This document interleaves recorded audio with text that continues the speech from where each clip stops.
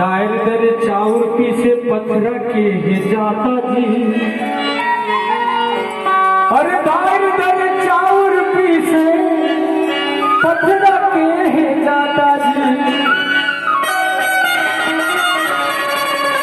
ये दुनिया में राम भजन गान सनवारी, अरे छुट जाही सरगुना